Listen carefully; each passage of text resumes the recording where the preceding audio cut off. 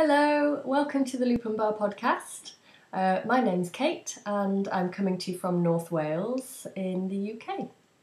This is episode 10 of the podcast, so we're into double figures, which is brilliant. And also I'm quite pleased because it's very soon after my previous podcast, so I seem to be on a bit of a roll about podcasting a little bit more frequently. Let's just see and hope that I can make this one the right length of time that I'm aiming for as well, which is under an hour, because then it's easier to edit. I know that people do like longer podcasts. Some people do. I do. But from the point of view of actually, it's okay recording them because the time flies by. Before you know it, you've been talking for an hour or more. But then when you go back and edit it, as people may have noticed if you saw my episode 8, I think it was, the marathon episode, I confess I actually got bored, not bored, fatigued of editing about halfway through. And I tried just skimming quickly on iMovie, just quickly through the clips, and thought I'd edited it and done a good job, and in actual fact I'd done a totally abysmal job, and well, that was some of that episode's frankly quite hilarious actually, and yeah, anyway. But it took about 2 days to upload to YouTube because of how long it was, also ridiculous, and I didn't realise the mistakes until I watched it back. I think I was trying to recall something that I'd said in the podcast, and I watched it back and yeah, realised the monumental mistakes that had been made. Anyway, having said that, I've just waffled on for 2 minutes when I haven't even started the podcast properly yet. So let's dive in. Right, I've got quite a lot of stuff to talk about. Loads of stuff around me to show you. It's quite exciting. I've got a little bit carried away actually. One of the things I really love about podcasting is the getting ready for it. I love going around my house and finding the favourite object to show you from around my house. I've got lots of lovely little things that I've got collected or made or been given or bought over the years, and they're dotted around my house, and it's quite a pleasure just walking around the house and deciding which thing I'm going to show you on that particular week. I've got some finished objects and some whips, and they're not all knitting. The Mystery WIP, there's a lot of progress on that. Oh, and I'm going to talk about some cowls. So, first of all though, I'll show you my new mug. It's gorgeous. I think it's by a company called Indigo Blues.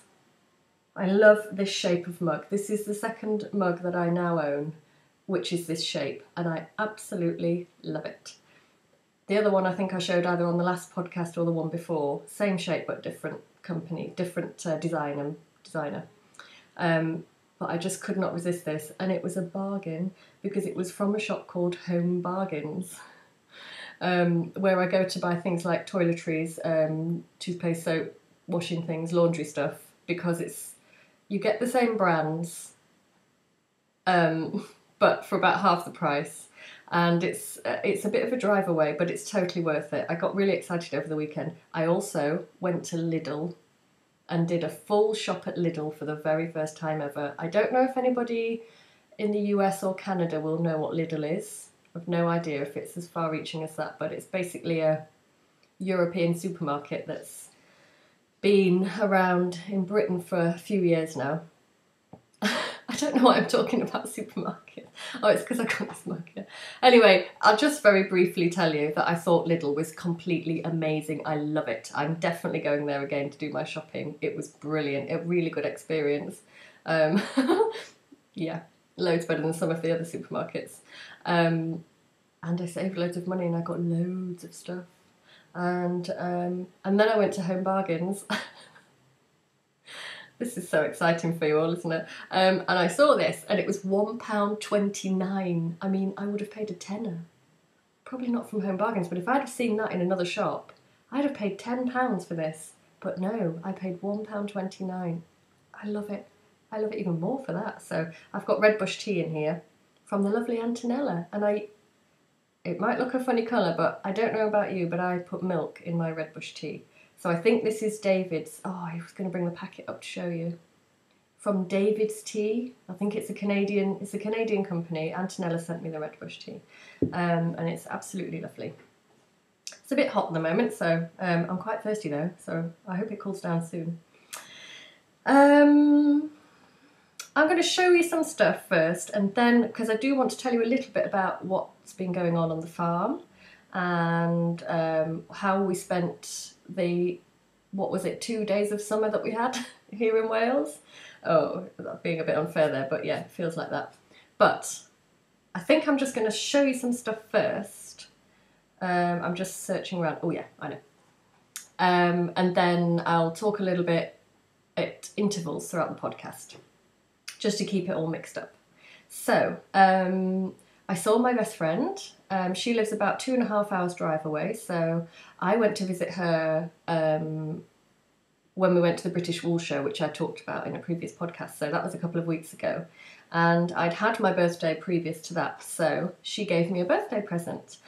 She gave me a beautiful bunch of lovely sunflowers.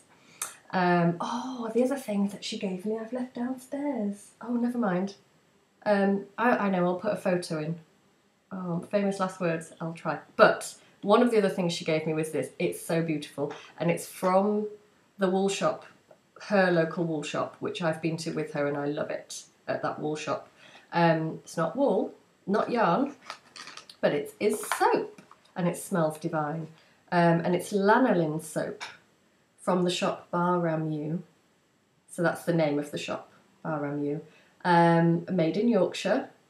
I love the simple packaging as well. Does it say anything on the back? It's made in Bradford. Biodegradable, not tested on animals, which is always lovely to know.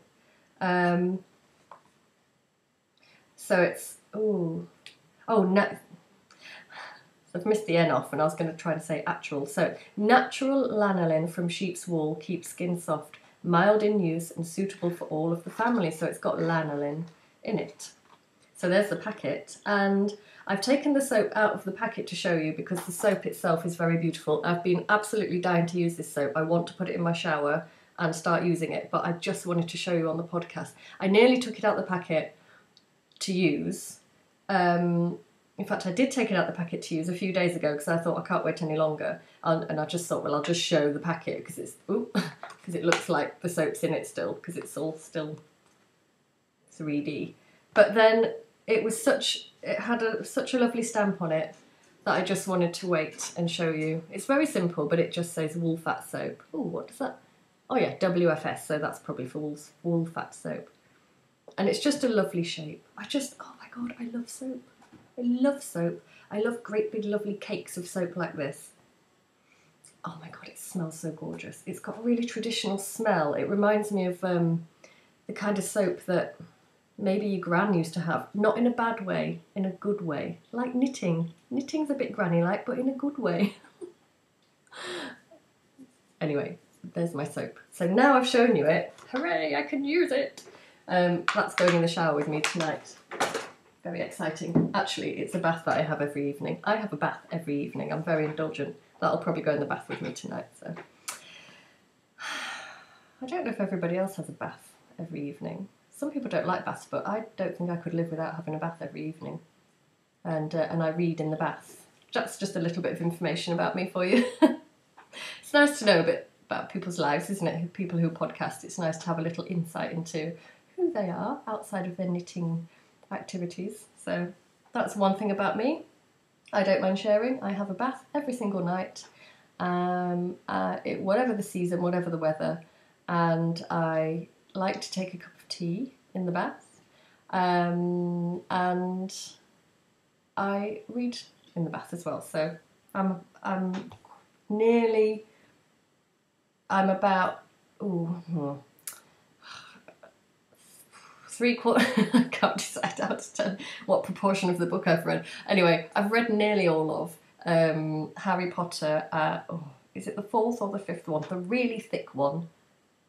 6, 7. It's the 5th one. Yeah, I'm on number 5, but I can't remember what it's called. Yeah, no, can't remember what it's called. Anyway, oh, Order of the Phoenix. Yes, I think so. Anyway, I'm reading that one. It's a bit heavy, actually, because it's a hardback, so it's quite heavy to hold in the bath, but that's fine, I don't mind. Anyway. So, that was a lovely thing. I guess you could call that an acquisition, but it was a gift, really. And the other thing that I've forgotten to bring that I wanted to show you were 2 beautiful cups. If I remember to do this after I've podcasted, hopefully editing will prompt me to do so, I'll take a photo and put it in here. When I say here, I just mean generally. I'll do a little clip of the photo of those because they're so beautiful. And what else? Oh, staying with acquisitions, something that I bought for myself from my wool shop, my local wool shop. Oh yeah, and also so I'll show you this in a second, but it's linked to what I'm just about to go off on a tangent to tell you. I think I've forgotten to say this in the podcast, but I, with my friend Jonna, who runs the local wool shop, have started a knit and natter group, a real life one. I can't remember if I've said this on the podcast or not. So we're having it on a Thursday evening, and we've had 3 knit and natters already, so it's every week. And we make a cake, we have tea, we sit around a table in her wool shop after hours, so it's sort of 6:30 in the evening onwards. We knit and we natter, and it's absolutely brilliant. We've got a couple of local people who are seasoned knitters, and it's one of them watches my podcast. That's hilarious. It's really funny, and I nearly gave away the Mystery WIP, but I just remembered in time. I was just about to talk about it on Thursday, and I could see her her ears pricked up, and then I sort of looked and said, "Oh, I can't talk about it." And she said, "Oh, I hope you were going to bring it with me. Hoped that you were going to bring it with you." So nearly gave it away, but didn't.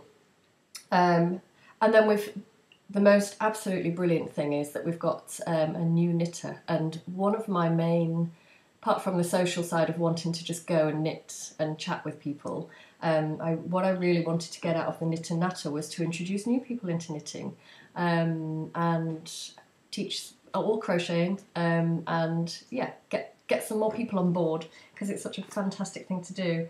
And so we have got a new person knitting.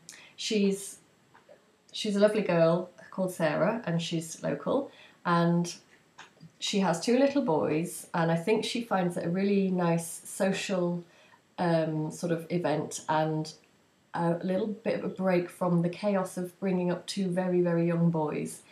She finds coming to knitting just her little bit of few hours of just time out and time for herself. And she's brand new to knitting, and she's doing so well. She's brilliant. So between us, we've been teaching her and starting her off, and she's learnt. She brought along a kit that she was given as a Christmas present about 3 years ago, but hasn't been able to do it because she didn't know how to knit. So, and it's a really good first project. It's a hat, but it's knitted flat, and it will be seamed at the back. So, you know, you don't really want to start somebody off on a circular needle, really, if they've never knitted before. So that's perfect. It's really chunky yarn, and it's a moss stitch pattern, which you might think that might be tricky, but in actual fact, I think for a beginner that's really good if they want a bit of a challenge. And she's doing absolutely fantastic with it. It started with a 1x1 rib, or was it 2? Yeah, 1x1 rib for a few rows. So we taught her how to cast on, do the 1x1 rib, and that was good for her remembering to put the yarn forward and back. And then, of course, you go on to the moss stitch, which was brilliant progression, because basically her hands are doing the same thing, but you just alternate the stitches slightly differently.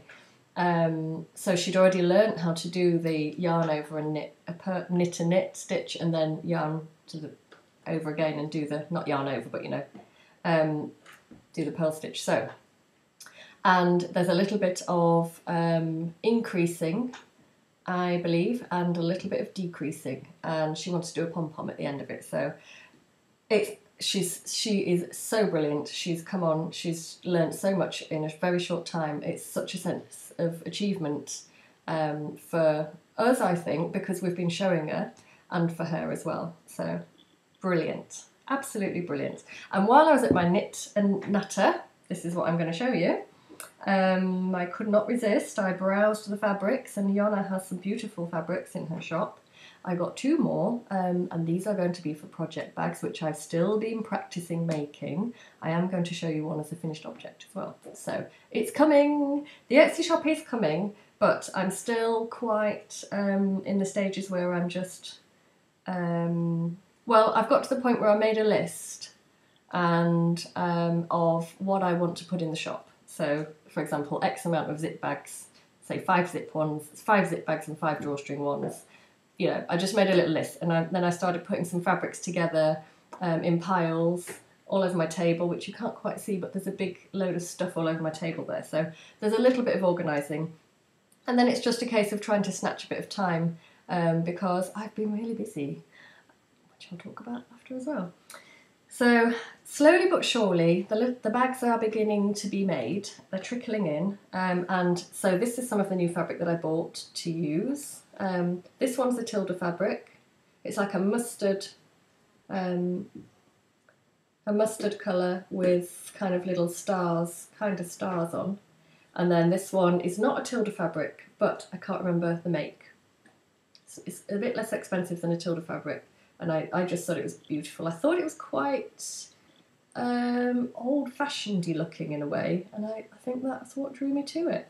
And actually really, I didn't buy them with the intention of putting them together, but I actually really like them together. So I think a drawstring bag is going to be made with a little bit of this as the lining, possibly, but hence the fact that I've put drawstring. This is what I've been doing, making piles of combinations and then putting a note on to tell me what I've decided to make with it, what sort of bag. So yeah, so there you go. I'll just give you another little look at that fabric. It's gorgeous. It's a really lovely powder blue. It's pretty true. Well, I don't know what your computer screen will show actually, but it's looking pretty true to the colours. So yeah, really pleased with that. Oh, so that's an acquisition. I'll show you my finished object. That is a project bag, but I'll just have a sip of tea first. I always have the problem when I've drunk out of a mug or a cup or anything that's not a straw. I really want to wipe my mouth afterwards like that. And I don't want to do that on the podcast, but if I don't, I think I've got a big like smiley mark of tea around my lips. So I don't know how to drink in any other way so that I don't have to wipe my mouth afterwards. God. Anyway. Oh yeah. There was a bit of a tidal wave of tea there on my lips. I got a bit excited. Right, finished object. Let me just make sure my hands are nice and clean because this is going in the shop. By the way, my hands, I've just smelt them because I've got the most gorgeous hand cream on. And I've got it here, so I'll just show you quickly. It smells divine, and when you put some hand cream on and you really love it, you just want to keep going.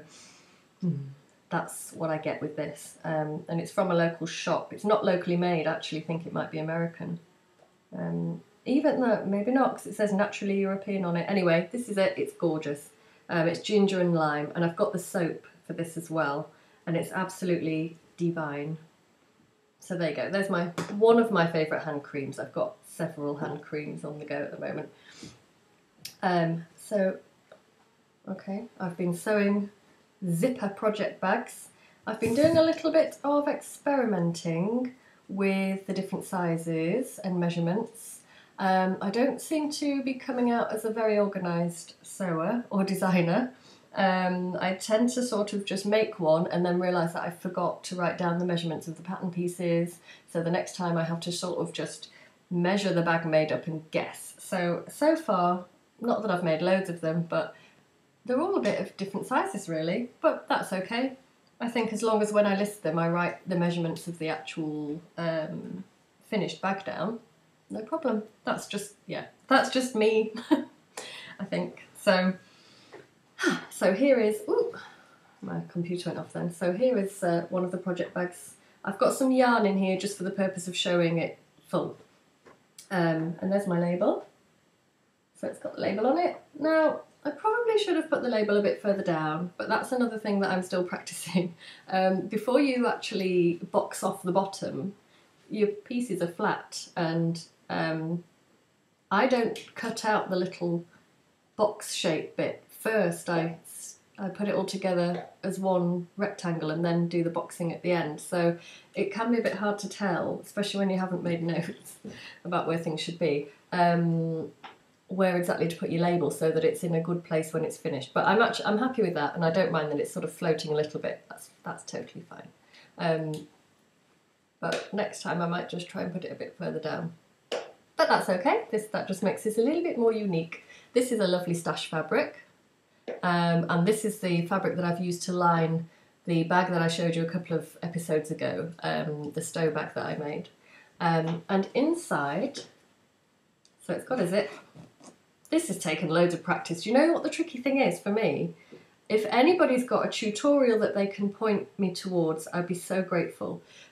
The tricky bit for me is, if you've ever made a project bag or a pouch that's got a zip in it and that's lined, you'll know that you've got to put your two lining pieces together like that. Your zip will be here.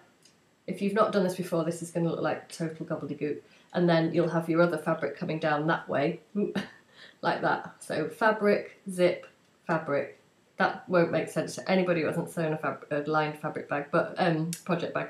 But the trick, and then you've got to sew down all around the edges, leaving a little bit to turn it through. Now the tricky bit is, for me, that bit where you're going through the sewing machine over the zip, and not that necessarily, but how to pin the zip. There's a load of tutorials that show you how to do a zipper pouch bag. Really good, absolutely brilliant tutorials, and that's what I've used in order for me to be able to make these. But I just want a really good close-up, slow kind of step-by-step talk me through how to do that pinning bit, how to pin your zip in place, ready for when you're going to sew down the side seams, so that you've got a really nice neat finish and nothing too bulky at the corners here. Now I think this one's okay. I am actually very, very happy with it. I think this might be why it's taken me so long to get the Etsy shop up and running as well, because I'm a bit sort of fussy about whether my stuff looks okay or not. I'm happy with this. I am really happy with it. So anyway, it's got some spotty lining. So that's a Tilda fabric. And because the Tilda fabric, I absolutely love using them. They're so beautiful, and I want to be able to use some Tilda fabrics in my project bags, because that's going to be part of the motivation for me sewing them. If I was using fabrics that I wasn't too bothered about, then I think it'd be a chore and I wouldn't find it very enjoyable, and the whole point of all of this is that it's enjoyable. So I want to be able to use Tilda fabrics, but if I'm selling the bags and I want it to work as a small, well, I'm not going to use the word business, but you know, we sell the bags so that we can make a little bit of money, and then hopefully that can be some money that can go back into yarn buying. We need to keep the expenses down a little bit, otherwise it wouldn't make sense. So if you can see inside, there is yarn in there as well. That's just from my stash. It's Tilda fabric to about, not quite halfway, but a good portion of it's Tilda. And then, let me take the yarn out and show you. That there. Oops. And then it's cream, cotton for the rest of the way down. And the idea is that if you've got your project in your bag and you're using it, when you open the bag, you're going to see that lovely little pop of colour and pattern. And it doesn't really matter that it's not all the way down, because you don't sit there looking inside your bag all day. And a lot of the time you might have loads of yarn in there, so you won't even see under what's at the bottom. But it's just a really good quality cotton, cream cotton anyway, at the bottom. So that's the way I'm thinking of doing it. Or if I use a Tilda on the outside, then I'll probably use something like a plain base fabric for most of it, and then just do a little strip of Tilda, you know, something like that. So they'll be incorporated into to the bags, as opposed to probably not all Tilda, unless it's a giveaway, special giveaway bag or something like that. So anyway, there's an example of one of my bags. I would say that you could probably get a shawl project in this, a sort of a medium, anything up to about a medium weight shawl project. Definitely socks. And so far my bags have not got interfacing or lining in. That's probably, excuse me, worth pointing out. The decision behind that was really because I wanted to make bags that I really like, in the style that I like to have my bags. And I do actually quite like them just to be really floppy and fold away. If you're not using it, it's really easy to store. And I tend to take several project bags with me wherever I go. I've never leave the house without knitting, very rarely leave the house without knitting. So I've usually got like my bag and then a project bag, at least one in my bag. And if, you know, they're not always absolutely full. And I do like to just be able to, I like it to be able to scrunch down and not use too much room up. So that's the reason why I don't actually line them, or so far haven't. That's not to say I won't make some, maybe with some interfacing or lining. There was, I've seen some really nice ones, and I do like the ones that do stand up on their own as well. Somebody that comes to the Knit and Natter, I don't know her name. I don't know your name. I know she watches the podcast. What's your name? I'll ask you on the when we go to Knit and Natter, because I didn't catch it, which is terrible. She had 2 project bags that she'd made, and they were absolutely gorgeous. And I was kind of cooing over those a lot and looking. I sort of just grabbed them and just started inspecting them and looking at them, and they were just, and asking her for tips on how to do the zippy bits, because she'd done really neat little bits on the end of her zips there, which is something I've attempted as well. So, and hers have got the kind of wadding, I think, or the interfacing. I'm sure she maybe used some of that wadding, that quilting stuff, and I actually thought they were so lovely, the fact that they just stand up straight on their own, because you can use them as a yarn bowl that way. You can mine anyway. This, you can still use mine as a yarn bowl. I tend to sit mine inside my, I take my basket everywhere. I've got like an antique little basket. I take it places instead of using a handbag, so that just sits in there. Doesn't really need to support itself, the project bag. So anyway, that's a lot of waffle about one project bag. So they're not, so far they haven't been interfaced, but that's not to say that I wouldn't do some with interfacing. The other one that I've made, I really like this bag, but I completely forgot to put the label on it, which is so annoying.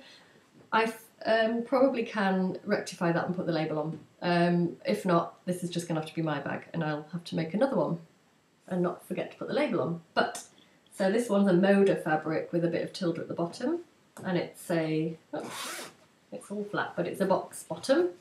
Whoops, there we go. I love the box bottom. Some of my drawstring bags are totally flat without the box bottom, and I'm going to keep that. I'm going to do a few, I call them the basic drawstring bags, and they will just be flat with no box bottom, just really small. Maybe you could put a small shawl, maybe socks, something like that. They'll be really simple and basic. Then I'm going to do some drawstring ones with a box bottom, because I really love the box bottom, and some zippy ones with a box bottom. So, oops, I've showed you that already, sorry. So that one's a bit bigger. Yet again, another random, totally random size, because that was more to do with not wanting to waste fabric. I had some of this fabric that was a certain width in my stash, and if I'd have stuck to my measurements for the last one, I would have had to have cut about this bit off, this much off. Well, I just thought that was wasting. Why would you want to do that? So I just used all the fabric that I had. I thought that made sense. So that's a slightly bigger one. You could probably fit a lightweight jumper in there, or a really big shawl. And that has got cream, all cream, just plain cream lining in that one. It's cotton. It's actually Egyptian cotton. It's bed sheets. It's really, really nice to use as lining because it's so smooth. Yeah, it works well as lining. So. And a zippy top. Yeah, there's how I did those. I think they're okay. What do you think? That's a bit wonky. Yeah, is it wonky? No. I'm probably going to keep this one anyway, but please do tell me if you have got any tips for me on that little bit where you're pinning the zip in the right direction and you're getting ready to do your side seams. I'd really love to know if there's a really good secret that I should know about that. So, but if not, I'll just keep practicing, and I think I'm quite happy with what I've done so far. So those are finished objects, sort of, apart from the label being missed off it. I've got another finished object, but I'll show you that in a bit, I think, because I think I'll talk about the Mystery WIP now. How are we doing for time? Half an hour so far. Right. Mystery WIP. Right, there's been a lot of progress on the Mystery WIP. I did some more this morning while watching a brilliant new podcast that I have discovered called The Tea House Knits with Tina. I discovered the podcast because somebody, a lovely lady who comments, oh, I wish I'd, oh, hang on, can I look up her name? No, probably can't. Let me see if I can look up her name. Hopefully I won't, well, I'll just put that on mute, otherwise I might start playing a podcast. Anyway, I'll talk while I'm doing this. She commented on one of my previous podcast episodes. Hopefully I'm not going to start my own podcast going here. I'm just scrolling down to see the comments. And I tried to comment back, but I couldn't. For some reason, it wouldn't let me. So, could I find her name? I'll only try this once or twice. I won't keep. Was it in that one? Perhaps I'll edit this bit out. Aha! Rosina. Rosina Julia is her YouTube name. Oh, hang on. Where's the photo booth? There it is.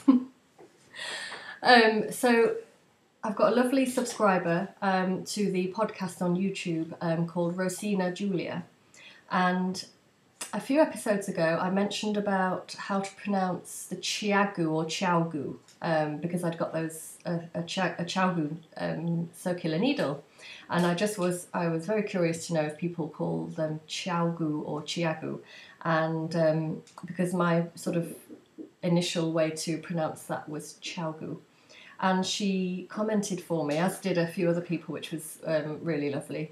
And she had watched a podcast, one of the podcasts she really likes, Tea House Knits, and she sent me the link to that podcast and the episode where this had been discussed. And Tina from the Tea House Knits had, funnily enough, in one of her quite early episodes, brought up the very same thing. And she is... she lives in Seattle. I think she's an American lady, but with Chinese ethnic sort of origin. So, and I know that she speaks Chinese, and her family, I believe, are in China. I think. And is Chiaogu Chinese then? It probably is. I'm guessing so because Tina gave quite a really good explanation of what Chiaogu actually means. I'm not going to attempt to do that now because I can't fully remember. But I will link that in the show notes back to that episode as well. So thank you, Rosina. I hope I'm saying your name right, for the link. And I just wanted to say, Rosina, if you are watching, I tried to reply to your comment to say thank you for that, but for some reason YouTube wouldn't let me reply. I put a comment at the top hoping that you might see that, but I'm not sure if you would because I don't know how to link to make sure that you saw that comment, if you know what I mean. I don't know, I've probably confused you, but I just wanted you to know that I tried to reply and say thank you. So thank you very much for that, for the response to my question, first of all, and for the brilliant link, and for pointing me in the direction of the Tea House Knits, because I'm really enjoying watching this podcast. It's fantastic. So Tina is a really sweet, lovely lady. She's got two very little girls, and she is an amazing knitter. She knits so much. She makes so much stuff, and she sews as well. And she talks about tea. So if you are interested in tea, particularly the origins of Chinese tea, she tends to do a little segment on that. From what I can gather, I've watched a few of her episodes so far. So, why did I start talking about that? I don't know. I think it's because I was watching her podcast earlier. Yes, that was it. And knitting away on the Mystery WIP. And I wanted to get to a certain point so that I can show you and not get any further. This is a perfect point to show you. And then the next time I show you, I think it's going to be finished, possibly, but we'll see. I'll see how it looks as it goes along. So I've got a progress keeper in here. So the last time I showed you the Mystery WIP, I was around about here. I think I'd just pretty much done this first repeat. Here, colourwork repeat. And by the way, this lovely little progress keeper I bought that from Lena of A Wee Bit Nitty. She's got a lovely blog and she did have a podcast. I don't know if she's still got that up on YouTube now. It's a podcast that I really enjoyed watching. Got lots and lots out of that. And I'm subscribed to her blog, so I'm really enjoying all her updates of yarn dyeing adventures. That's been very exciting. She's been doing lots of yarn dyeing. So anyway, and she's got a little shop. So I think it's an Etsy shop. And I got this. I got another one from her as well. Oh, it's here. A little teacup. Oh, a little silver teacup. I like my tea things. Bit hard to show you because it's so tiny. So that's where I was when I last showed you. So I've done all of this and a bit more because I did about this much and then had to pull it down again because I tried doing it while watching a different podcast and just wasn't, I think it was late at night and I wasn't concentrating. So anyway, ta-da! That's a lot. It's been knitted in the round, as you can see. There are a couple of mistakes. I don't know if I'm going to point them out or not. If you can see them, power to you. If not, that's brilliant. I'm not going to talk about the mistakes. I don't think you would know if I hadn't have said it, so there you go. Now, I've got one line left of the of this repeat to do, of this last repeat. As you can see, it's basically this one. But what I thought I'd do, and then after that there's some plain colour to come, so a few rounds of plain colour. So I purposefully stopped here because I just wanted to show you, I'm not going to do it right now, but I'm hoping to insert a video here of me actually knitting, because it's a new thing that I've learned how to do, knitting colourwork. I specifically learned how to hold the yarn in my right hand back over at Christmas time, because with the specific intention of being able to knit colourwork with one colour in this hand and one colour in this hand. So naturally I used to just hold the colour in this hand, but I made myself learn how to knit this handed, I don't know if that's left or right handed, so that I would be able to knit with both, because I love watching people doing that. So anyway, I have managed to be able to learn that, so I'm quite proud of myself. I probably need a lot more practice, but yeah, you've got to start somewhere. So I just thought it would be quite interesting. I think it's interesting to see people actually knitting. So after this I'm going to actually attempt to do a little, very short video clip. It'll only be a few seconds of me doing a bit of the colourwork. So hopefully, fingers crossed, we might see that. If it doesn't appear, it means I haven't been able to do it. So sorry, but hopefully it will.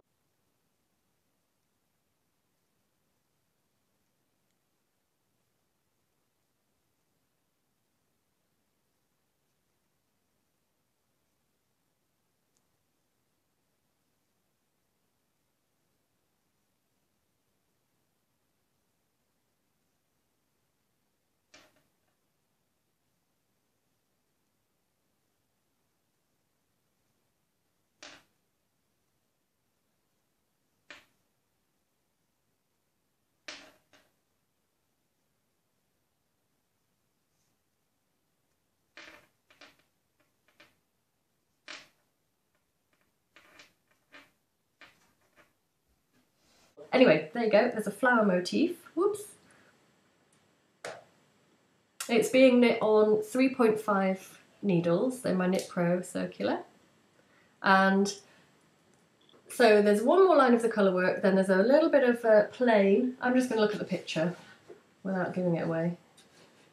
Oh yeah, there's a few more rows of just plain knitting. And then it's going to take on a different shape. So after about here and about another inches time, the thing is going to start changing shape. So a little bit of a clue. I have to say, Antonella, very, very well done. Excellent detective work. She's guessed what this is. Now, if anybody else has guessed, private message me and let me know. Or you can put it on YouTube if you like, but yeah. Yeah, maybe not private message me, just in case it spoils it for anybody. There has been interest in this Mystery WIP. People are telling me that they enjoy it, so thank you for telling me that, because I really find it a lot of fun to do the Mystery WIP, so, and very challenging not to let it out what it is. Anyway, so there we go. That's the progress on the Mystery WIP. Being knit in the lovely, beautiful Estonian yarn, that one, sent from Melody, and stash yarn bought from Loop Knitting years and years ago. Have no idea what it is. I did say in a previous episode I thought it was Manos del Uruguay, but actually I'm not sure if it is. So it's a mystery yarn in the Mystery WIP. So that's very good. I'm really pleased with that, and I'm very excited to be able to, probably the next time you see it, I'm going to most likely have finished it. I'm just looking because there isn't very much more to do. So yes, it'll be finished. So last chance to have a guess. There we go. That's the Mystery WIP. Right, I think I'll talk a little bit about the cowl because time's running on, and I think that's mainly why I wanted to podcast today, is to talk a little bit more about the two cowls that I'm going to be joining in, or well, one I'm going to be hosting and one I'm going to be joining in. Oh, I forgot to get the information about all of that. Anyway, that's no problem. I shall put it in the show notes. Right, so the first cowl I'll talk about is the Cozy Autumn Along. That's the official name. It's the cowl that me and Antonella are going to host, starting on the 1st of September. So for anybody who maybe hasn't seen the previous episode of this podcast, I'll just give you the details again briefly. So it's the Cozy Autumn Along, that's what we're calling it.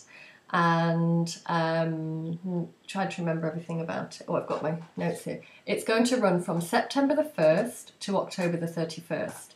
We are really strongly encouraging, in fact we're asking people, new cast-ons, please. We'd love to see new cast-ons for this cowl. It's a 2-month cowl, so, and also we're not saying a specific pattern for you to knit. You can knit anything, absolute, or crochet, anything. So I think that's quite a nice way to join into a cowl. Even if you've got lots of knitting on already, you could just join in with something really small if you wanted to. A pair of mittens, even a pair of child's mittens or socks, you know, I don't know, or as big as you want, a blanket, a jumper, whatever you want to do. I've got several things in the pipeline that I'm going to tell you about in a second. So I kind of already know mostly what I'm going to be knitting for the cowl.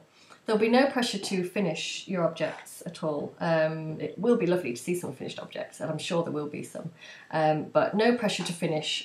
We just want people to join in, knit something cosy for the autumn, and celebrate one of our favourite seasons. So, what else do I need to tell you? Yeah, so you can knit or crochet, and if you do weaving or rug making, you know, they all make cosy things for the autumn as well, don't they? So as long as it's appropriate to the autumn, yeah, join in with that too. It'd be really lovely to see something different being made as well, or I guess sewing, yeah. I'm guessing most people are going to be knitting or crocheting. There will be a prize thread nearer to the end. So as I say, it will be a 2-month cowl. So nearer to the end of October, which is when the cowl will finish, myself and Antonella will start to talk a little bit more about the prizes. So far, the prizes are that we'll have 2 project bags, which I'm going to make, and 2 skeins of yarn, which Antonella is going to offer. And what will happen is we'll each have a giveaway thread in our podcast groups on Ravelry. So on the Loop and Bar podcast group, Ravelry podcast group, that's so hard to say, I don't even know if I got that in the right order. Over on Ravelry, in the Loop and Bar podcast group, nearer the time there will be a giveaway thread for the Autumn Along Cal. And there will also be the same on Antonella's Ravelry group podcast on Ravelry, on Antonella's podcast group, which is Antonella Makes. She's changed the name of her podcast and her Ravelry group and everywhere on Instagram, etc. So she's now Antonella Makes. So formerly, is that how you say that? Formerly, she used to be the Diary of a Yarnaholic. Is that right? The Diary of a Yarnaholic, yeah. But now she's Antonella Makes. Sorry, Antonella, it's because I'm used to saying Antonella Makes now. So, Antonella Makes. I will link that in the show notes. Or no, I'll put it here. I'm not very good at doing show notes, you might have noticed. What was I saying? So she will also have a prize, a giveaway thread nearer to the time. We are also going to open up a chatter thread very soon. Antonella did actually just do a podcast. I watched it the other day, and we'd discussed this beforehand, and she said a specific date because it's the date that I'd suggested, and actually I now can't remember. And I looked through our messages before I did this before starting to podcast, and I couldn't find the date that I'd suggested, and I thought I didn't have time to scroll through her podcast and find the date. So unorganised, sorry about that, everyone. But it's about 10 days until cast on day, until the beginning. It's 11 days until the beginning of the Cosy Autumn Along Cal. And we said we'd open a chatter thread about a week before cast on day, so about a week before September the 1st. So without me getting the calendar up on the screen, because that'll take me ages. It's like doing maths in front of people. That's in about a few days. So look out for that. There'll be a chatter thread where we can all start chatting about if you're going to join in with the Cal. Come along, join in the chatter thread, either on the Loop and Bar in Ravelry, either on the Loop and Bar podcast group, or on the Antonella Makes podcast group, or on both. Come and dip into both of our podcast groups, because I'm pretty sure we've got quite a few of the same people in each of our groups. So I think that if you want to just pop over to both, or just one, it's okay, whichever. Because I think myself and Antonella will each be going into each other's groups and joining in as well with all the chatter there. So whichever group you choose, we're going to be able to see what everybody's up to and join in with the chatter. So that brings me quite nicely to, I can't wait to open the chatter thread. I think it's going to be around about Tuesday, if that's the right day. Antonella, will you message me and just tell me what day you're going to open the chatter thread? Because we said we'd do it on the same day. I'm so unprofessional. I think it'll be around about Tuesday. And today's Sunday, so it'll be in a few days. Anyway, I'm looking forward to opening the chatter thread because I want to put some photos and show you some patterns. I was going to do that here. I'll show you the yarn I'm going to use, and I've taken photographs and I was going to show them on the podcast, but no, I'm not. I'm going to leave the photographs, the images, till the chatter thread. Otherwise I'm just showing the same thing twice. But I'll just show you the yarn quickly. And then if you go over to the chatter thread once it's up and running in a couple of days' time, you'll see what I want to do with these yarns. I've got a creaky chair. Sorry, I'm on the creaky chair again. It's the swingy one. Because my stepping stool is there with a plant on it now, and I didn't want to move the plant to sit on it, so creaky chair's back. Somebody send me some WD-40, please. I'm sure there's some on the farm somewhere, I just keep forgetting. So, this is the lovely yarn that I was sent by Antonella. It's just some of it. And it's Julie Asselin. There's the tag. It's absolutely beautiful. Is this a hand spun? It's a hand dyed. No, it's not the hand spun. I know which one's the hand spun. So this one's a hand dyed yarn and it's absolutely gorgeous. I love the colours. And it's going to be a hat. And I know exactly which hat it's going to be. I was gifted a pattern by the lovely Melody. In fact, we did an impromptu exchange. I sent her a project bag and she sent me some patterns. So I'm going to use one of her, in fact 2 of her patterns for the cowl. So I won't say which one here. I won't spoil it. I'll save that for the chatter thread. So, but once, just for people who aren't going to join in with the cowl and probably won't be in the chatter thread if you are watching this, once I've cast on and the podcast, the cowl's up and running, and once I've started work on this, I'll share all the details with you on the podcast then. So you won't get to miss out on the information. So I'm going to use that. That's going to become a hat. And whoops, the next thing I'm going to use is another one from Antonella by Silver Cloud Alpacas, and this is, oh my god, this is a gorgeous, I think it looks a bit more purpley there than it is. It's like a beautiful sky blue. Sky blue? No. The sky's not that colour, is it? Anyway, it's a gorgeous, gorgeous blue. It's lovely. It's a little bit lighter than my screen is showing it, but I love it. It's almost like a purpley blue, and I'm pretty sure it's called Blue Violet. I think the Alpaca was called Violet. Oh, hello, Charlie. You okay? Oh, yeah. I don't think everyone can see you, can they? If I tilt the screen, maybe you can. Hey, Charlie. Oh, she's panting because she's got a chewy. I bought her one of those big, round, it's a ring, like a rawhide chew. She's doing really well with it. It's taken her a couple of days and she gets knackered chewing it. So go and have a drink. Charlie, go and have a drink. Go and drink this. Do you want some tea? Come on, have a bit of tea. Oh, hang on, I'll just have a little sip. It's gone cold. I knew that was going to happen. So you can have that because you're thirsty, aren't you? She likes tea, she likes coffee, she'll have anything. Oh, that's really noisy now. Can you see her? I don't know if you can. Let me just try and move the screen so you can see Charlie having a tea. Oh, God. Oh, no, you can't. No, that didn't work because... Oh. Oh no, the room's moving. Never mind. She's going to be a while doing that. Sorry about the noise. Oh, there's always a disaster, isn't there? Anyway, I'm going to use this yarn. I'll try and talk very loudly. Oh, Charlie, that's enough. Oh, isn't that lovely? Just don't let me drink that now because Charlie's had to tug in it. Good girl. Yes, brilliant.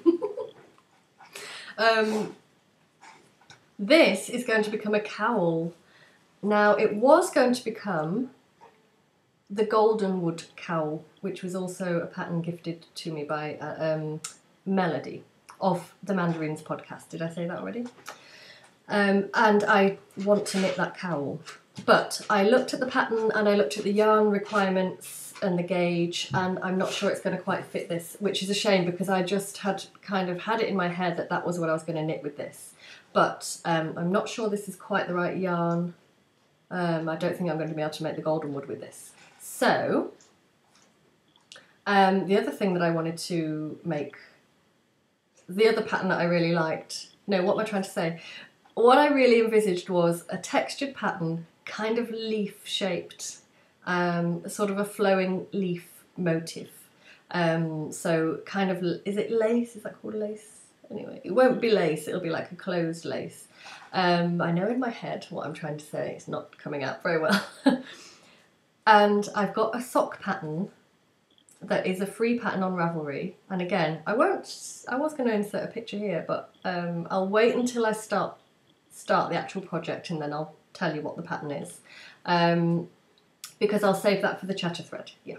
Just saving a little bit for the people who are going to join in with the cowl. So I'm going to take inspiration from this sock pattern. Basically, I'm going to take the lace repeat chart and create a cowl using this yarn.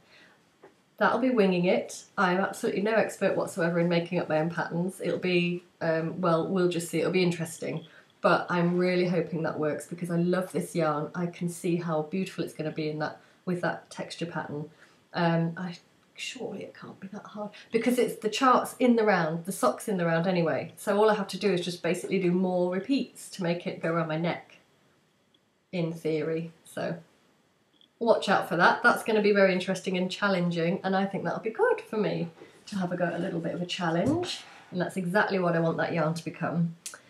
And then the other pattern, and again, this is going to be something knitted from a pattern that Melody has gifted. That she sent me for our sort of exchange, and I specifically requested, or was it the hat that I requested? And she gave me the pattern for the mittens as well, which was brilliant, because I would have bought that pattern anyway. Thank you, Melody, for those patterns. Absolutely brilliant. It's going to be so fantastic to use them in the cal as well. So, and I can't wait because I've got a whole other ball of this. This is the yarn I'm using for my Mystery WIP, and I've only used that. I've got that much left so far, and there's not very much left of the Mystery WIP to do. So there's still going to be lots of this left. So all of this, I don't know if I'm going to use all of it or if there'll be some left over. It just seems to last forever. It's brilliant. This is the yarn that Melody sent me as well from Estonia a while ago. It's beautiful rustic yarn called that. No idea how you say that. I was going to say I don't know what language it's in, but it's Estonian, isn't it? But, they're going to be a pair of mittens. So again, I'll save the specific details of that pattern. Oh, where's Charlie? Hiya, Charlie. For the chatter thread. If you're interested, I don't suppose you have to be in the cal just to come and have a look in the chatter thread.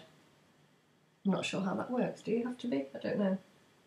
Anyway, there'll be a picture of the pattern that I'm going to use this yarn for, but they're going to be mittens. So, and I need to just check the pattern to see whether I need to hold the yarn double or whether that's roughly the right sort of weight. Should have already done that, but I think it'll be fine because I can either use that as thin or obviously I can double it up if I need to use it as a thicker yarn. And if it has to be really thick, which I don't think it does, I can even add in like a Jameson's of Shetland maybe in with it as well, because I've got some of that in my stash. So that definitely is going to work one way or another. Oops. So that's what I'm doing for the autumn cozy along. No, cozy autumn along. And now this is rather ambitious, but I also had my sights set on the featherweight cardigan, and I've been thinking about what yarn to use for that. I really, really, really, really want to knit the featherweight, whether it's during the cal or whether it's a bit later on, in the same yarn that my canopy is knit, because it drapes so beautifully, and either in this colour or in a sort of a silvery grey, because they had a different colourway when I bought this yarn. This is the Mirasol Solcanina yarn, and it's alpaca and silk. I really want to do the featherweight in this. I can't get it out of my head. I can't get the featherweight out of my head, and I can't get the fact that I want to do it in this yarn out of my head. Actually, there's a really lovely colour that's kind of a blue and a brown blended together. I don't even know if I could get the right gauge. Actually, I don't think I could, because it's supposed to be a lace weight. That's the problem. I've got it stuck in my head that I want to do it in this yarn, but it's not the right gauge. So anyway, and thinking about it, I'm actually going to be doing another cal, which I'll tell you about now, at the same time. It runs for pretty much the same amount of time. I think it's a 2-month one, and it's quite a large object to knit. So being realistic, can I really knit a hat, a cowl, a pair of mittens, a cardigan and a shawl? Yeah, in 2 months. I don't know if I can. Having said that, I've said myself it doesn't matter if we don't finish our objects, so yeah, okay. I might still do the featherweight as well. Watch this space. I really want to do it. I'll have to find the right yarn though. Anyway, and the other cal is the Be Kind cal. Now, this is being jointly hosted by Antonella of Antonella Makes and some other people who I've completely forgotten to write their names down. Oh dear, how unorganised again. I'll put it here. I'll put all of the people. I think there are 2 other, I think they're both podcasters, or there must be, here. I'll put their names here. I'm sure that there are 3 of them, or maybe 4 in total. So Antonella plus 2 or maybe 3 other people, podcasters are, and I'll put it here, are co-hosting the Be Kind Cal, and that starts on the 1st of September as well. And that is a specific pattern. We'll be knitting the, is it called the Be Kind shawl? It must be. By Vera Valimaki. Is that her name? Yes, I think it is. Oh, I forgot to write that down as well, but I think I can remember that. So it's a large shawl. I looked at the yardage required because I was looking up what yarn I'm going to use for that. And it is quite a large shawl. It's a lot of garter stitch and some eyelets. I'm really looking forward to it. I love knitting garter stitch. It's perfect for knitting, for watching TV, for watching podcasts. I love wearing, I love the finished object of the garter stitch. I love the fabric it makes. So I'm really happy to be joining in with that cal and knitting that that shawl. And the other objects that the other thing that they're suggesting you can knit if you want to are the birds of happiness. For the shawl, I did write a few notes of what I might use for it, but what did I tell Antonella I might use for that? Where did I write it down? Oh, is it on here? Oh, don't show you that. No. No. Is it on there? Ah. Yes, I've got some notes here on my chart. Right, I'm thinking for the Be Kind shawl, I might use the Vivacious 4-ply. Is that right? Yes. I've got some of it here in the Spiced Plum. I really want to, for some reason, I really want to knit it pink. I love it. Do you know what as well? The Be Kind Cal also coincides with autumn because it's starting in September. And you get autumn berries, don't you? You get those lovely brambles. And I just thought this was a lovely... Brambles are actually a bit darker than that. Well, at some stage in their development, they're actually this colour. So anyway, no, that just reminds me of really nice sort of autumn berries. It's a warm colour. The colourway is Spiced Plum. That's what I'm getting at. That reminds me of autumn as well. Spiced Plum just sounds really warming. Do you get plums in autumn? I think they're an autumnal fruit as well. The cal's not really to do with autumn, but it just happens to be taking place in the autumn. So I like that. So I might, and I love knitting with this yarn. I knitted a baby cardie with this yarn, which I haven't showed up because it's gone, but it came out really beautifully and I absolutely really enjoyed using it. So I might buy another, probably need another 2 skeins, and it's not too expensive either, so that's good. I think it's like a sock yarn, but I can't remember the details. If I do go with that yarn, obviously I'll show you it again and give you more details. So it'll be a nice excuse to buy some more of that yarn. The other thing I was thinking was some Drops Alpaca, Drops Alpaca silk maybe for that lovely drape. I could either get it in one colour or I could get it in a plain and have a go at speckle dyeing it. That's very tempting, but I don't, thinking about it realistically, I'm not sure if I'm going to have time to do that. Or the brain space to decide. Oh, it's gone over an hour. Oh, we've gone over an hour. Anyway, okay, so I'll be quick now. So that's going to be the shawl. I'm pretty sure, I'm sort of deciding as I'm talking about it, I'm pretty sure I'm going to knit it in this and buy some more of this yarn because I absolutely love it. I'm going to do the Birds of Happiness as well, and they are going to be knit in, I've showed this before, I'll briefly show it again. Oops. They're going to be knit in these colours. Oh, it's not a very good way of showing you. Sorry, there we go. And these are Eden Cottage minis. I think I've got enough. I don't really know if I've got enough there, but I'll see. And that's another one of the Vivacious 4-ply. Same yarn, I love it. Love that. I want to knit everything with it.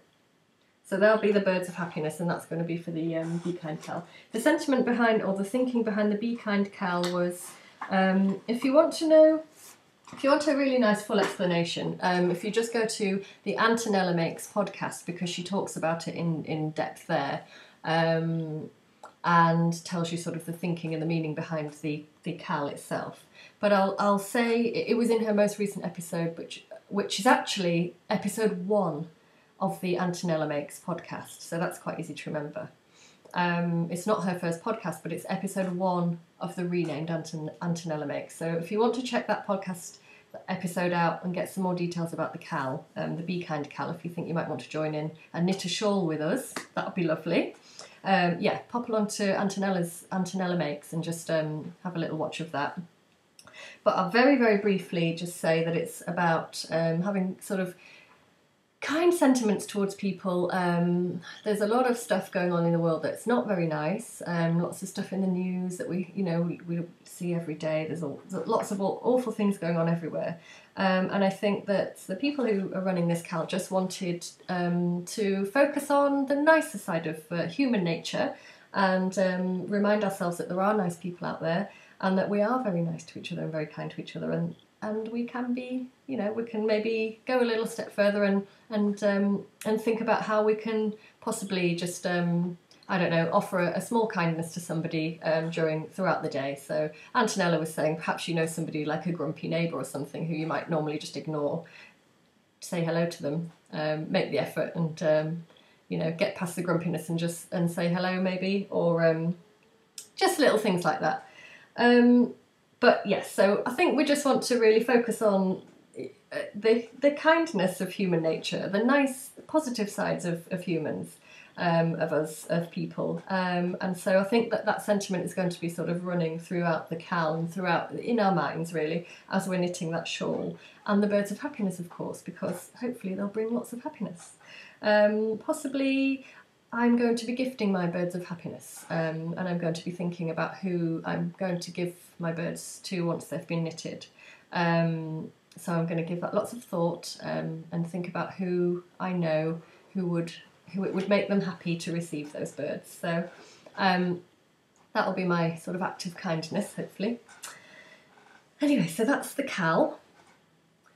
I've got a finished object. I've got a couple of more finished objects to show you. A favourite object from around the house. Oh, this chair's so creaky. A past finished object. I'm going to do that dead quick. Right. This is not knitting. I used to work in an art college. I used to be an art and design technician. And I used to look after lots of different areas. Fashion and textiles. Fine art. I ran the art shop. I looked after jewellery and silversmithing. I've got something to show you on that in another episode. And I also helped to look after ceramics, and I did a ceramics evening class while I was working at the college because you could do courses for free, which was absolutely brilliant. This was quite a few years ago. Excuse me. And one of the things that I made on my course, well, quite a few of the things I made were some decorations. It doesn't look very Christmassy, but I made these for a craft fair, Christmas craft fair, and some of them were star-shaped and Christmas tree-shaped, but others were heart-shaped. So basically, I rolled out some clay. This is a really simple past object. Rolled out some clay to that thickness, whatever that thickness is, about just over ½ centimetre. I think it's just stoneware or earthenware. I don't actually know the technical words to do with ceramics, really. And then I rolled it onto some antique lace, which I'm pretty sure I've actually used on my cushion. Oh, it's not there, it's downstairs. I think I showed a cushion on it. Oh no, I didn't show that one, did I? Anyway, some antique lace that I had. Oh, I nearly had a coughing fit then.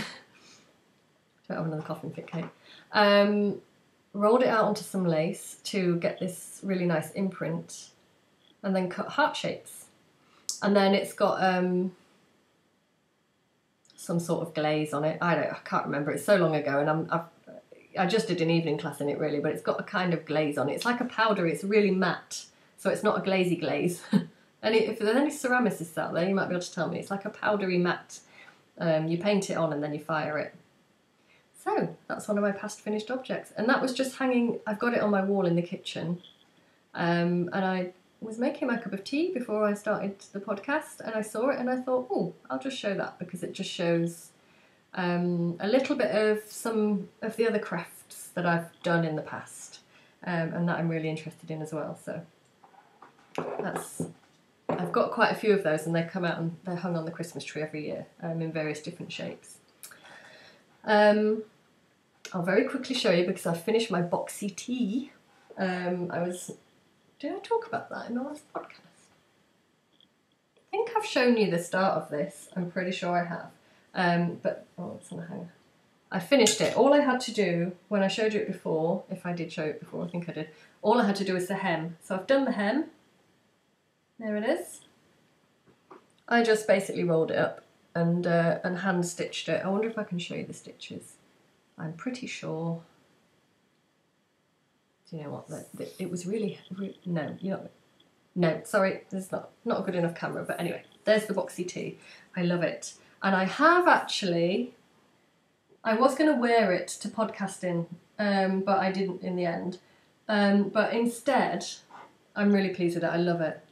It's the box. By the way, it's the boxy tee. It's a free pattern from the Pearl Soho website. So I'll put the information here for you if you want to go and have a look at that. I saw a beautiful version made by Jacqueline from the Brooklyn Knit Folk podcast, and that's what made me want to go and make my own. So I think she made hers in a linen. I'm pretty sure she did. It had a really lovely sort of fall to it, a nice drape to it. So, and this drapes beautifully on. It looks really shapeless, and well, that's a silly thing to say. It is, because it's basically just a square. But when it's on, it really falls really beautifully, and I'm really pleased with it. It's a very it's quite sheer, so I think I'm going to have to buy or make a little sort of silk slip to go under it, just for decency. Or just wear it with a vest. But I think I'll have to make it with a lining or a silk, just so that it, because it's quite a sort of drape, it's not silky, it's some sort of synthetic fabric, but I don't know what the fabric is. Anyway, I modelled it earlier in the week. So the background's going to look a little bit different, because since then I've painted the dresser. Has anybody noticed the dresser? This has been it's still a work in progress. It looks finished on the screen, but I actually need to put another coat of paint on the doors and drawers, because I had previously painted them in a blue colour, and so they need another coat. But anyway, there's my dresser. It's a work in progress. Next time you see it, I'm hoping it's going to have stuff on it. But I thought that made a nice background to the podcast. So I've had a bit of a change around in the room. And that went off at a tangent a little bit, because what I was going to say was, I've modelled that top, and here it is.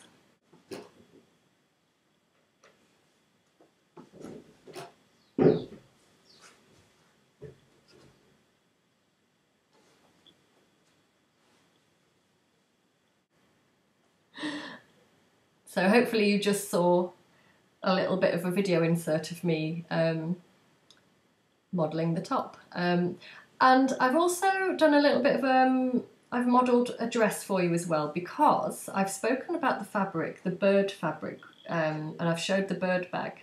And I got a lot of, where is that bird bag? No, it's in a drawer somewhere, sorry. The bird project bag that I've showed on the podcast, and I sent one to Antonella. And she showed it on her podcast and on her Instagram, and I got a lot of really nice feedback from that. And some people asked me what the fabric was. Some people said that they really, really loved it. I had an inquiry as to whether I could, basically, if I'm going to be selling them in the Etsy shop. The answer is that I'm not, unfortunately, because I contacted the seller of the fabric, and it's only available to buy from America. At the time that I bought the fabric, which was quite a few years ago, I didn't mind the fact that it was in America. I had to buy it from America. I wanted to make a dress with it. I didn't mind the shipping fees. It was just for something for myself. I wasn't intending to sell it on. So I made my tea dress, which I drafted myself from my own pattern, and I've showed it. I have actually showed that dress on the podcast before, but I wasn't wearing it. So I was in the spirit of modelling things, because I modelled that green top. So I quickly put on the tea dress as well, because it was hanging on the back of the door. So if you're interested, I hope this isn't boring for you, but I've modelled it here.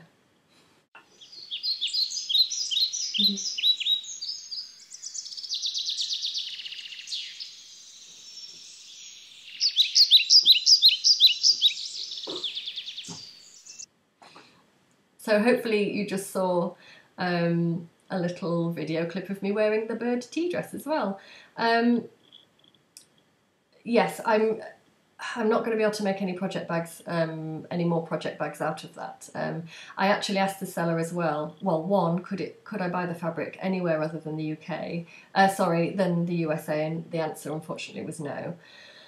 She's only got it listed on one website. And the second thing I just thought I'd ask her in case, just out of courtesy, was, would it be okay to use the fabric to make things in order to sell? And she did say that she had intended the fabric only to be used for personal use. So even if I could get the fabric from a UK source, I wasn't going to be able to use it for project bags for selling. So the only project bags I made made 3. One is for me, one I gifted to Antonella, and another I gifted. It was actually Melody. That's the exchange that we did. So Melody has one of mandarins. I hope she's got it. I've put it in the post, so I'm hoping she's received it. I haven't really been on Instagram or Ravelry the past couple of days because it's the weekend, so I don't know if she would have put anything on there or not, but hopefully she'll get, either she's got it or she'll get it soon.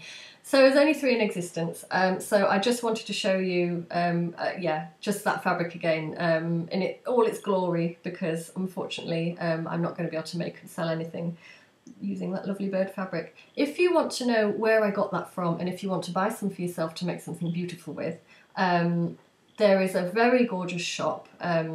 It's by a lovely designer called, her name is Holly, but her design name is Golly Bard, and I'll put that here. And you can buy her fabric, and to my absolute excitement, you can actually buy it in the form of wallpaper. Can you imagine those birds on my wall there? It might happen. It might actually happen. Oh my God. Yeah, I might do that. Oh my God, that'd be so good, wouldn't it? That would cost a lot of money, but oh my God, it'd be so lovely. Anyway, and that is available, the fabric and the wallpaper, in the bird pattern and some other absolutely beautiful, beautiful designs. She's a really good, beautiful illustrator from the website Spoonflower. So I thought I'd share that with you. Lots of people seem to like it. If you don't mind paying some shipping fees from America, from the USA, that is where you can get hold of the fabric. Maybe you're already in the USA. Perhaps you can, yeah. Oh, I was going to say you can use it for your own. You could only, from what I've gathered from the seller, you shouldn't use it to make things to sell, because I think that she doesn't want you to do that. But if you want to buy some of the fabric for yourself, that's where to get it from, Spoonflower, and look up Golly Bard. Anyway, I'll put a link in the show notes directly to the place where you can find her fabric. I've got a favourite object from around the house, and a little whip which is related to the Welsh word, which I must not forget to do this week, because sometimes I forget to do it. Right, I've talked about being when I talked about being a technician, funnily enough, this links in with what I'm going to show you now. Part of the college that I looked after was the textiles department, and over summer I used to have a really good clear out when the students weren't there, because basically they spent all year completely destroying the studio and messing it up and just making an absolute chaotic mess. And so I used to spend the whole of the summer fixing all the machines and buying all the newer things that had been broken, and tidying up all of the storerooms and replenishing them. And going through some of the things and the boxes in the storerooms one day, I found the most beautiful little embroidery, and it was just on a piece of card. It was just tacked around a piece of card. I've no idea who did it. It was in the bottom of a box that was at the back of a shelf. It probably hadn't seen the light of day for years and years. So I took it home and I've treasured it ever since. And I think if I hadn't have done that, this could well have been maybe chopped up, put in the bin. I don't know. I dread to think. I'm so glad that I found it, and I do believe that I rescued it from a fate of just maybe being moth-eaten or accidentally thrown away or stuck with glue into some sketchbook and maybe painted over or something like that. Yeah, that's probably what would have happened to it, any one of those things. So, I'm so glad I found it. And this is it. And I've had it framed. I work in a gallery now, part-time, for a local artist. And part of what the gallery does is a framing service as well. So luckily enough, I get a lovely staff discount and I can have things framed, and the framer is the artist's partner, and he's a fantastic framer. So he framed this for me too, and I'm so pleased, and I love the way it looks. So here it is. So you never know, the person that did this might be watching. If you are, I hope you don't want it back because I love this. If you are and you do want it back, let me know and I'll send it to you because it does belong to you. That's very unlikely that that's going to happen, but I was going to save showing you this until I've got the new camera that I keep talking about, but I still haven't got the new camera. There's a good reason for that, which I'll go into another time. I am going to get a new camera, but I couldn't wait any longer. I just wanted to share this with you. So I'll put a better photograph of this on the blog, or maybe I'll do a close-up photo and then show it here.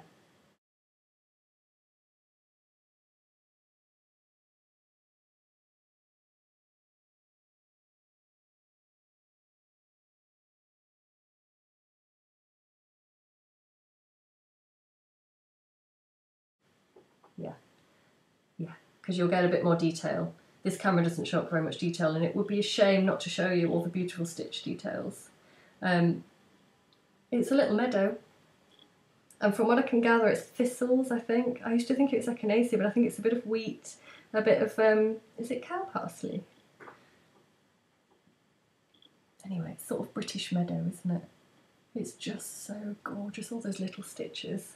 I love it. So that's one of my favourite objects from around the house. I treasure it, absolutely treasure it.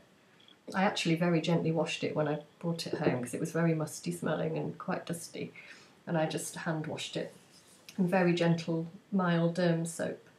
So it's had a bit of a revival, and I do believe I rescued it from a fate unthinkable. Nearly there. Oh my gosh, 1 hour and 20 minutes, okay. It's a long one. Right, this is a WIP. This is a collaboration between myself and my dad, and it's been languishing a little bit, and so I decided to show it on the podcast because if I show it on the podcast, I will be very motivated to actually finish this and show you it as a finished object. It's not knitting, it's made of wood. Months ago, I decorated the porch entrance to our house. It had these horrible old tiles, it had bright orange walls, it was like that when I came here. Avion had never done any decorating, and anyway, I don't think it had been touched since the 80s, as most of the house hadn't been. And quite awful tiles on the floor.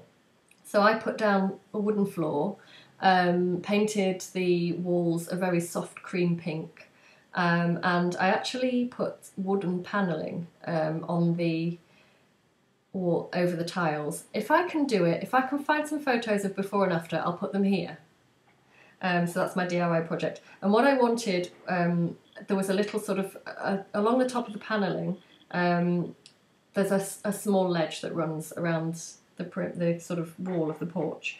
And this item I particularly had in mind that I wanted to have just on the ledge as you walk in, and it's very representative of us because it's a cow.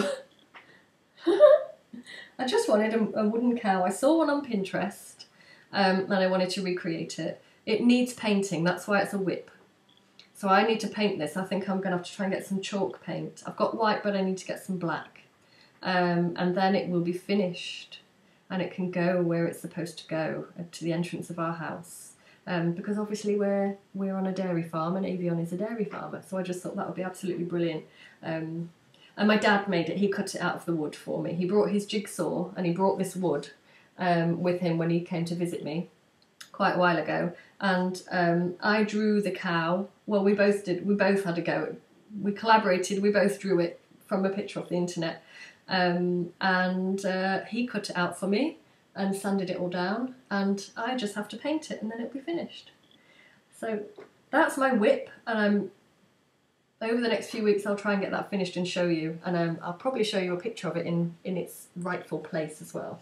So I love that, and I love the fact that me and my dad made that together, so that's really nice. Which leads me very swiftly on, because I'm about to finish the podcast, to the Welsh word of the week. Now, I talked to Avion last night and told him I was going to do a podcast today. And I said to him, what can you think of a word that I could use for the Welsh word for the podcast? And because so far I've tried to keep them sort of textile related, and that was the general intention. But this week, because Avion suggested it, I'm going to go with a farm theme. And it's sort of, I think it's quite nice. It was a lovely suggestion, actually. He said, why don't you do something farm related? And I thought that was a brilliant idea, because I've had some comments from the last couple of podcasts that people, and through the Ravelry group, that people would quite like to see some more images and hear a little bit more about the farm, which, I was going to tell you about, but I'll have to leave that till the next episode now, because I've waffled on for ages already, about what's been going on the farm. So I might try to do a little outro video. I might. Or I might save it for the next podcast. No, what should I do? No, this is long enough already. I'll save it for the next podcast, and I'll try to take some, maybe even some video footage, perhaps even of Avion milking. I don't know if that's interesting to people, but some people have been asking, so yeah, I think I'm going to try and do that for the next podcast. I'll try to do some video of Avion milking, and possibly of the cows walking down the tracks, because that always looks lovely. And I have got a few photographs that we've taken in the past of me and Avion with the herd of cows. I'll tell you what, I'll show you a quick one here of me and Avion last summer, or the summer before. We just took a walk into the field because it was a lovely evening. We just went to go and see the cows. I don't know if it was summer because I had my coat on in the picture. Anyway, it was a nice evening. And we've got a particularly tame cow who Avion has named Queen. We really shouldn't have named the cows. They're not all named, but he named her Queen. She's quite tame. So here's a photo of us spending some time with the herd, and particularly the Queen.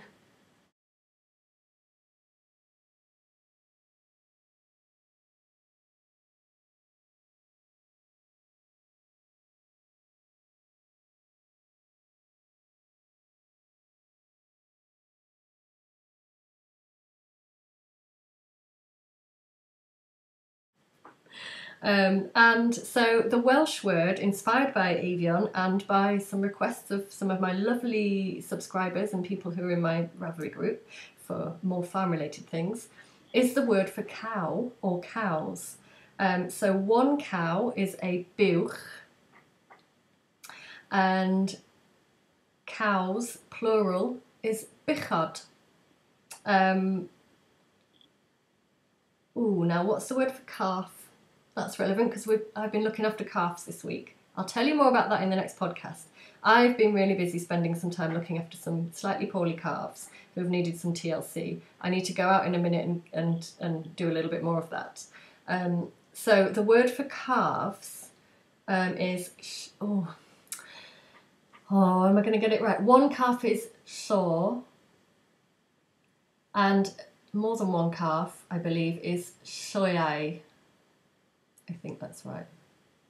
I should have got Avion on to do it. He said he'll do a guest appearance and do a bit of Welsh one day.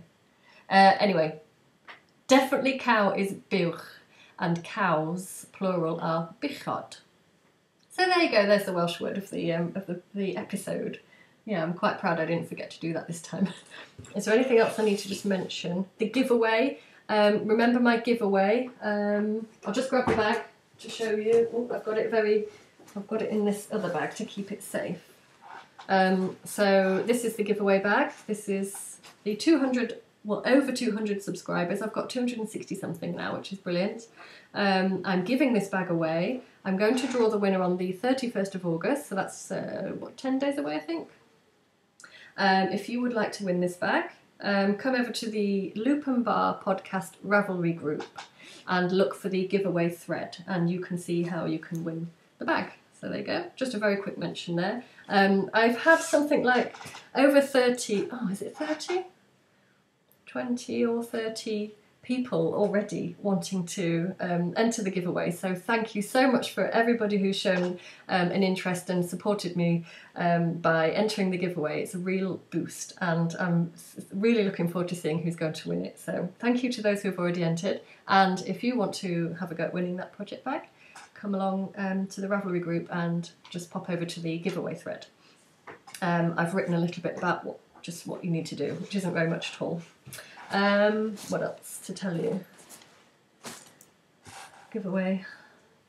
No, that's everything. We've booked a holiday to Cornwall, but I'll tell you about that in the next episode. I'm so excited about that. It's in a couple of weeks, so I'll podcast before I go on holiday. And then after my holiday, hopefully, I'll be able to tell you all about it. Well, I'm sure I will. And show you some lovely pictures of Cornwall. So I'll tell you more about that in the next podcast. So thank you very, very much for hanging out with me for an hour and nearly an hour and a half. I've done a Kate special again and just totally done a really long podcast, so, oh well. Charlie's being noisy again, and I've got to go and cook a chicken because Avion, why do I seem to say that quite often in my podcasts, but that's actually what I'm going to go and do now, apart from going and see this poorly calf. And Avion's sister is coming for, oh my god, I totally forgot to show you that, I've just got to show you this really quickly. Avion's sister's coming for tea. Larry, with her two little girls, Mably and Miri. And Miri has just had her second birthday. She's been on holiday for a week, so I didn't see her on her birthday, so I'm going to get to give her a present today. And I've made her... Oh my god, the other thing that oh yeah, okay. This is linked as well. This is going to make this podcast really long, but... So I've made her a present inspired by the thing she really loves when she comes here, and that is my guinea pigs. And what I'm going to do is because I've recorded a little bit of me introducing one of my actual guinea pigs to you. So again, I'm actually going to show this after I've showed you this quickly. You can meet Munchie, one of my 4 guinea pigs. But I've knitted a guinea pig. She adores my guinea pigs, so I've made her one of her own because she's only 2, so she's not really old enough to have her own guinea pig. But she can have a knitted one, and she's going to have it. I'm going to give her it in this shoebox that I've just covered in wrapping paper with some sort of fake hay that I got this in a hamper at Christmas, and thankfully I kept it because I was going to put real hay in it, but I thought Larry won't really thank me for that because her house is going to be covered in hay. So here's the guinea pig.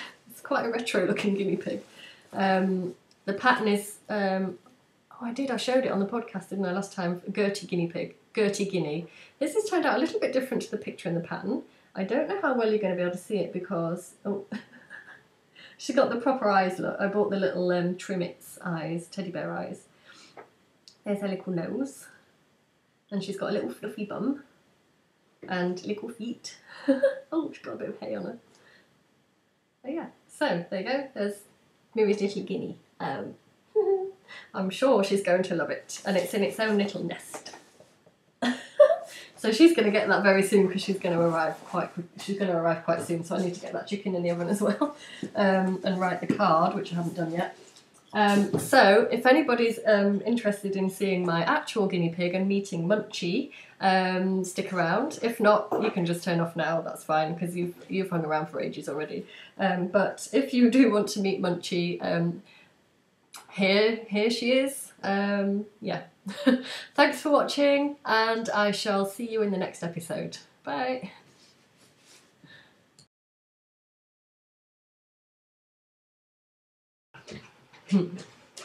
Here's Munchie.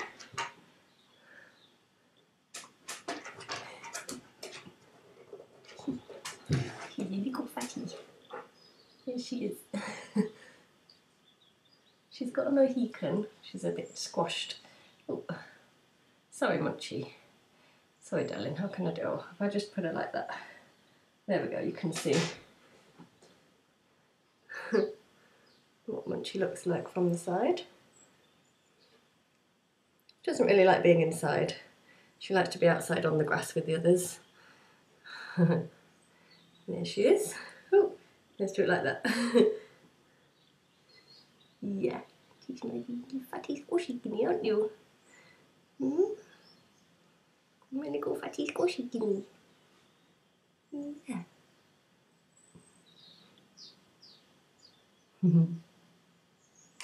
Sorry, Munchie. Sorry I'm making you be on the podcast. You're not very happy about it, are you? No. You're not really very happy about it, are you? No. Not really. Oh. That's it. Good girl. You can have a dandelion. Yeah. I'll give you a dandelion.